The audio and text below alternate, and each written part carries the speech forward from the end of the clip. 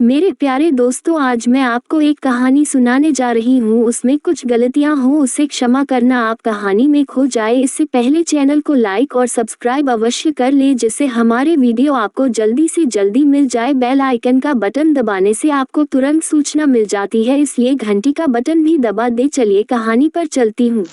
Orchid के फूल। अरुणाचल प्रदेश की लोक कथा। ऑर्किड के फूल। फोकतले, अरुणाचल प्रदेश। ऑर्किड और ऑर्किड जैसे सुंदर फूलों के संबंध में लोगों में अनेक प्रकार के विश्वास और किंवदंतियां प्रचलित हैं। कहते हैं कि किसी समय एक बड़ा नेक और ईमानदार राजा राज्य करता था। उसके राज्य में ऊंचे ऊंचे पहाड़, घने जंगल, हरे भरे बगीचे, कल कल करती नदियां और सुंदर सुंदर पशु पक्षी थे।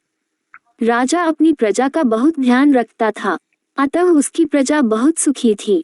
उसके राज्य में किसी चीज की कमी नहीं थी।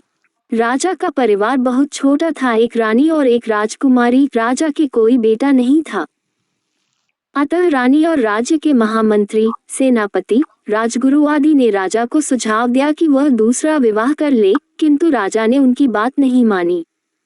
राजा रानी को बहुत प्यार करता था और किसी भी कीमत पर दूसरा विवाह करना नहीं चाहता था। धीरे धीरे कई वर्ष बीत गए।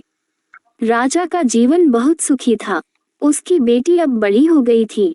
राजकुमारी भी अपनी मां के समान सहृदय, कोमल और अद्वितीय सुंदरी थी। उसके रूप और सौंदर्य की चर्चा आसपास के राज्यों में होने लगी थी। राजा के पास आसपास के राजाओं ने अपने राजकुमारों के विवाह प्रस्ताव भेजने आरंभ कर दिए थे, लेकिन राजकुमारी अभी विवाह की इच्छुक नहीं थी। अतः राजा ने आपने अभी तक चैनल को सब्सक्राइब नहीं किया है, प्लीज चैनल को सब्सक्राइब कर ले और लाइक कर दे। चलिए कहानी पर वापस चलते हैं। विवाह प्रस्ताव को स्वीकार नहीं किया था। राजकुमारी का महल बहुत शानदार था। उसके महल के पीछे एक हरा भरा बगीचा था। इस बगीचे में बहुत सुंदर सुंदर वृक्ष थे, जिन पर बड़े स्वादिष्ट फल लगते थे। राजकुमारी प्रतिदिन प्रातःकाल अपनी सखियों के साथ महल के पीछे बगीचे में आ जाती थी और तेज धूप निकलने के पहले तक यहीं रहती थी। तेज धूप होते ही वह महल में आ जाती थी। बगीचे में टहलना राजकुमारी का सबसे प्रिय शौक था। राजकुमारी के महल के बगीचे में एक बावड़ी थी। इसका पानी बहुत साफ और स्वादिष्ट था। महल के लोग इसी बावड़ी का पानी पीते थे। बगीचे में टहलते टहलते जब राजकुमारी थक जाती थी तो इसी बावड़ी की मुंडेर पर बैठकर आराम करती थी। एक दिन प्रातःकाल का समय था। राजकुमारी हमेशा की तरह महल के पीछे के बगीचे में टहल रही थी। उसके साथ उसकी दो सखियां भी थीं। अचानक राजकुमारी को लगा कि कहीं आसपास बहुत दुर्गंध है। उसने अपनी सखियों से दुर्गंध आने की बात कही और बावड़ी की मुंडेर पर आकर बैठ गई। मुंडेर पर बैठते ही राजकुमारी की तबीयत और खराब हो गई और वह अचेत हो गई। राजकुमारी के अचेत होते ही दोनों सखियां, उन्होंने किसी तरह राजकुमारी को संभाला और उसे उठाकर महल के भीतर ले आईं। राजकुमारी की एक सेविका ने राजकुमारी के अचेत होने की खबर राजा को दी। राजा उस समय दरबार में था।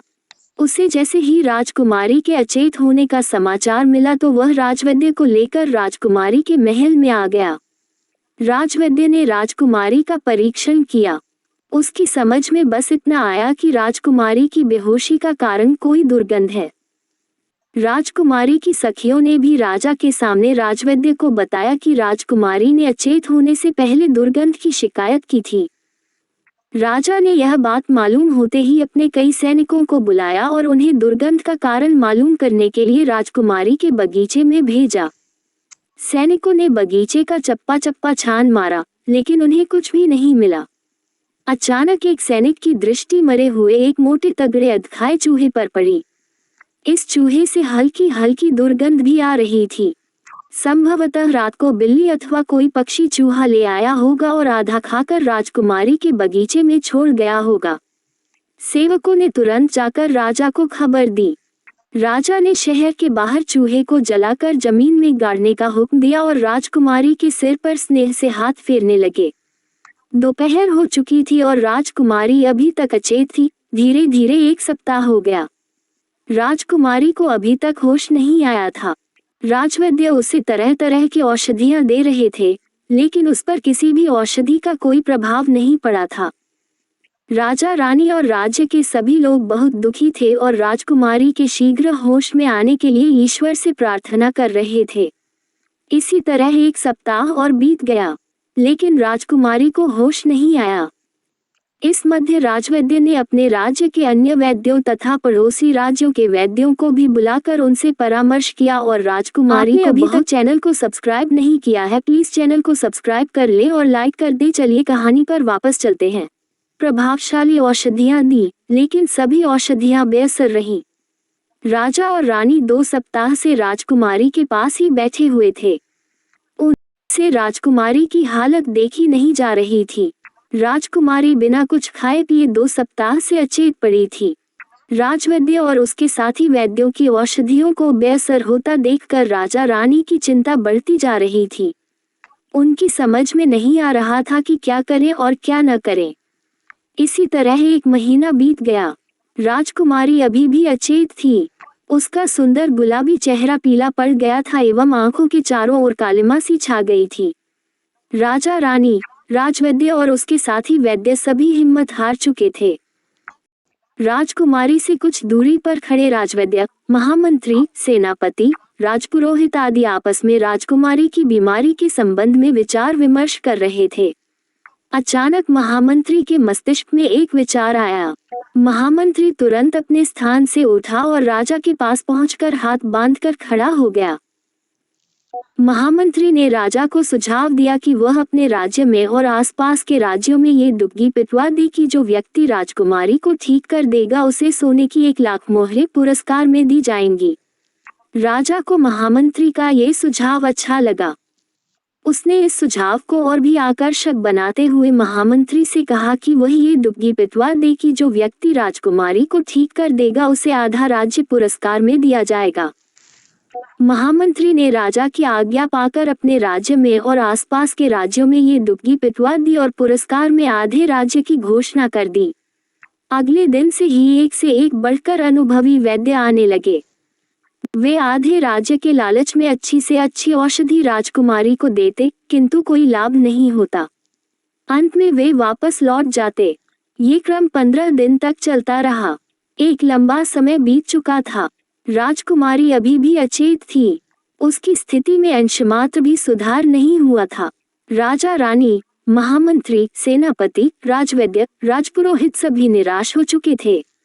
अब राजकुमारी के ठीक होने की कोई आशा नहीं रह गई थी। प्रातःकाल का समय था। अचानक एक सेवक ने राजकुमारी के महल में प्रवेश किया और बताया कि एक परदेशी युवक आया है। उसका दावा है कि वह राजकुमारी को ठीक कर देगा। राजा को आशा की एक किरण दिखाई दी। उसने सैनिक को आदेश दिया कि वह पूरे सम्मान के साथ नवयुवक को ले आए। सैनिक ने राजा की आज्ञा का पालन किया और नवयुवक को महल के भीतर ले आया। राजा ने नवयुवक को देखा तो देखता ही रह गया। नवयुवक 20-22 वर्ष की आयु का था। वह राजकुमारों के समान सौम्य और सुंदर था। नवयुवक के चेहरे पर अजीब सा आकर्षण और आत्मविश्वास था। राजा के साथ ही राजा के आसपास के लोग भी नवयुवक को बड़े ध्यान से देख रहे थे। नवयुवक ने सर्वप्रथम राजा और रानी का अभिवादन किया और इसके बाद उनसे पूरी बात बताने को कहा। राजा के स्थान पर राजकुमारी की सहेली ने नवयुवक को राजकुमारी के महल के बगीचे में घूमने और दुर्गंध आने से लेकर अचेत होने तक की कहानी सुना दी। नवयुवक पूरी बात ध्यान से सुनता रहा। इसके बाद उसने राजकुमारी को बगीचे में ले चलने के लिए कहा।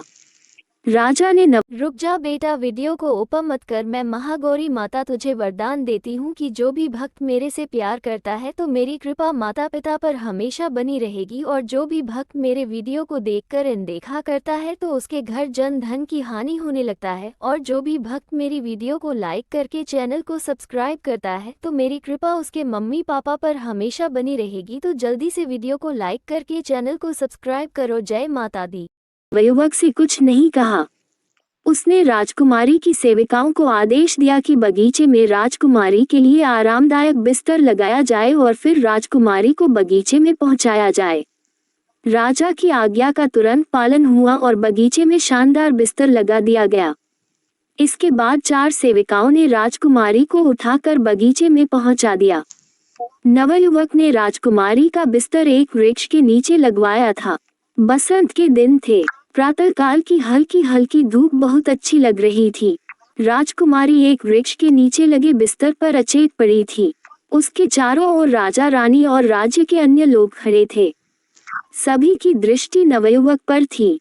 अचानक नवयुवक ने दोनों आंखें बंद करके अपने हाथ आसमान की ओर उठाए और कुछ बुदबुदाने लगा।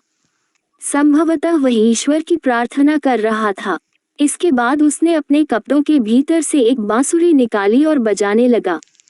बांसुरी की आवाज में दैवीय आनंद था। उसकी आवाज में ऐसा जादू था कि सभी खो गए। अचानक एक चमत्कार हुआ। राजकुमारी जिस वृक्ष के नीचे लेटी थी वह सुगंधित फूलों से भर उठा और उसके फूल राजकुमारी पर गिरने लगे। अब नवयुवक बगीचे में घूम घूम कर बांसुरी बजाने लगा। वह बांसुरी बजाते हुए जिस वृक्ष के नीचे से गुजरता वह वृक्ष फूलों से लद जाता। इसी समय राजकुमारी को होश आ गया। वह उठकर बैठ गई और बगीचे में चारों ओर फैले हुए फूलों को आश्चर्य से देखने लगी।